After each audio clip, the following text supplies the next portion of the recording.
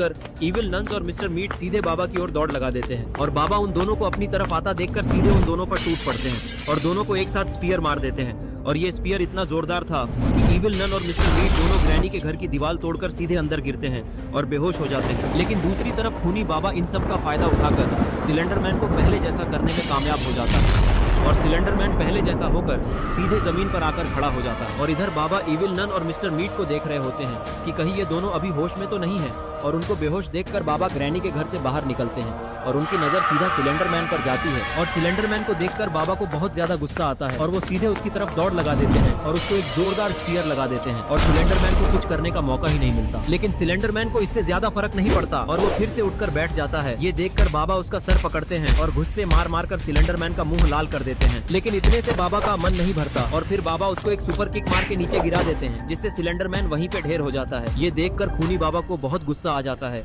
कि उसने अभी सिलेंडर मैन को ठीक किया था और बाबा ने उसको इतनी आसानी से हरा दिया। और फिर वो बाबा से बोलता है कि तुमने सिलेंडर मैन को तो हरा दिया, लेकिन इसका ये मतलब नहीं कि तुम जीत गए। मैं तुम्हें अकेले हराने की शक्ति रखता हूँ और तुम्हारी इस छड़ी से मैं इतना ताकतवर हो गया हूँ कि तुम्हें चुटकियों में हरा दूंगा और फिर तुम मुझे कभी दोबारा परेशान नहीं कर पाओगे और उसके बाद मैं इस दुनिया पे राज करूंगा और ये गुल्ली बुल्ली को जिंदगी भर अपना नौकर बनाकर रखूंगा। बाबा को ये बात पसंद नहीं आती और वो बिना कुछ बोले खूनी बाबा को जाके एक किक मारते हैं और फिर बाबा खूनी बाबा को घुसे पे घुसे मारने लगते हैं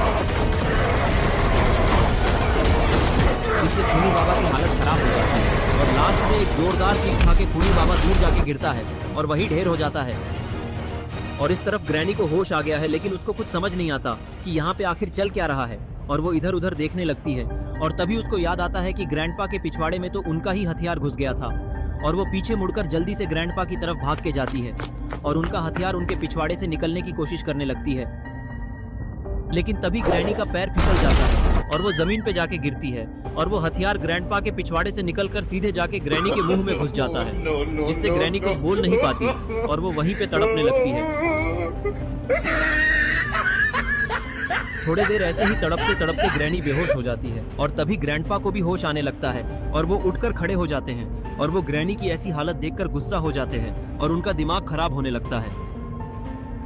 और फिर वो बाबा से कहते हैं कि तुमने हमेशा मुझे और ग्रैनी को परेशान किया है और आज भी तुम्हारी गलती की वजह से ही ग्रैनी की ऐसी हालत है, तो इसलिए मैं तुम्हें छोड़ूंगा नहीं। इतना बोल के ग्रैंडपा बहुत तेज चिल्लाते हैं और सीधे बाबा की तरफ गुस्से से दौड़ लगा देते हैं। लेकिन जैसे ही ग्रैंडपा बाबा के पास पहुंचते हैं बाबा उनका घंटा बजा देते हैं और फिर वो ग्रैंडपा को उठाकर जमीन में घुसा देते हैं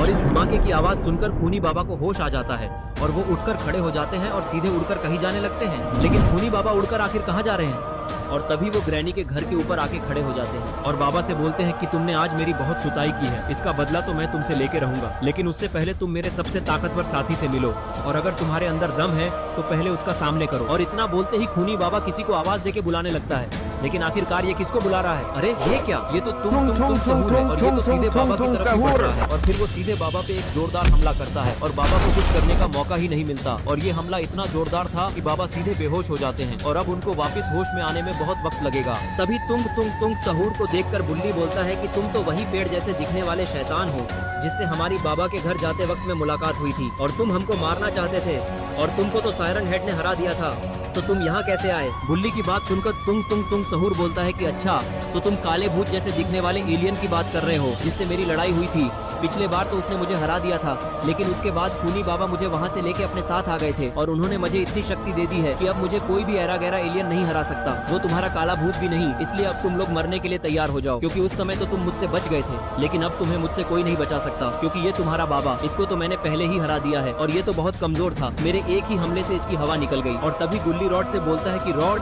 तुम कुछ करो, क्योंकि इस तुंग सहूर ने तो बाबा को भी एक बार में बेहोश कर दिया, अब तुम ही हमको इससे बचा सकते हो, क्योंकि हम तीनों इतने बड़े पौधे से कैसे लड़ेंगे, ये तो हमको भी अपने बैट से मार मार के बेहोश कर देगा। गुल्ली की बात सुनकर रॉड तुंग सहूर से लड़ने के लिए तैयार हो जाता है और वो उसके सामने आके खड़ा हो जाता है और फिर रॉड अपना एक्सट्रीम मोड ऑन कर लेता है। एक्सट्रीम मोड ऑन करने के बाद रॉड एक बहुत बड़ा बर्फ का गोला तुंग सहूर की ओर फेंकता है, लेकिन उसका ये अटैक फेल हो जाता है। इसके बाद रॉड सीधे तुंग सहूर की तरफ दौड़ लगा देता है, लेकिन ये उसकी सबसे बड़ी गलती थी, क्योंकि तुंग सहूर उस पे बैट से हमला करता है